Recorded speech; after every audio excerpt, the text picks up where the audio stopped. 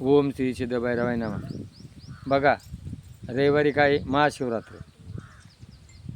शिवशंकर एक दिवस काय करत होता, भस्म अंगाला लावत होता आणि संजीवनी मंत्र जपत होता. त्याच्यामध्ये काय होता, एक खडा. संजीवनी मंत्रामुळं त्या खड्याचा काय झाला, मुलगा तयार झाला. आणि तो मुलगा त्याच्यापाशी हात जोडून उभा राहिला. काय का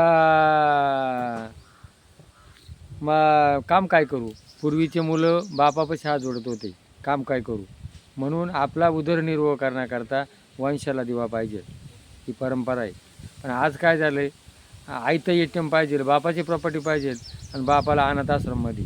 आजची ही परिस्थिती आहे. आणि मग जिथं भस्म मिळेल आहे ना, तो भस्म मेलेल्या माणसाचा आणून द्यायचा. मग एक दिवस नारदानं सांगितलं, एवढं का ना कुठं करतो म्हणून, त्याच्याकडून वर मागून घे. आणि वर मागून घेतला. आणि मग ज्याच्या डोक्यावर हात ठेवील त्याच्याच तो भस्म आणून द्यायचा. एक दिवस त्यांनी पार्वती पाहिली. पार्वती पाहिल्यानंतर याला ही बायको मिळली तर बरं होईल. त्यांनी शंकराच्या मागं धावला. शंकर वडाच्या खोडात लपून बसला. आणि मग विष्णूची आराधना केली. विष्णूंना मोहिनीचं रूप घेतलं. आणि मग मोहिनीचं रूप घेतल्यानंतर त्याच्यापुढे येऊन उभी राहिली. आज सगळ्या जगामध्ये मोहिनी एकदा मिळाली ना का तो तिला लुब्ध होऊन जातो. मग मी नाचल तसं नाचतील का, म्हणा हा.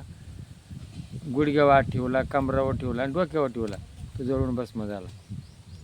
आणि मग भस्म झाल्यानंतर ते मोहिनीचं रूप पाहून शंकराचं वीर्य गळालं. काय त्याची मद्रासमध्ये अष्टभैरव तयार झाले. तिथं आजही मंदिर आहेत. मद्रासमध्ये अष्टभैरव आहे आणि आपल्या भारतामध्ये महाराष्ट्रामध्ये अष्टभैरव आहे.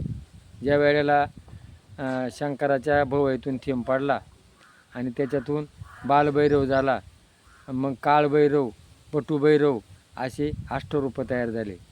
म्हणजे मद्रासमध्ये वेगळे, तो वडाच्या खोडामधून मोन लपावून झाले ते वेगळे, आणि भोवतीतून पडले ते वेगळे. आणि मग तो भस्म झाला.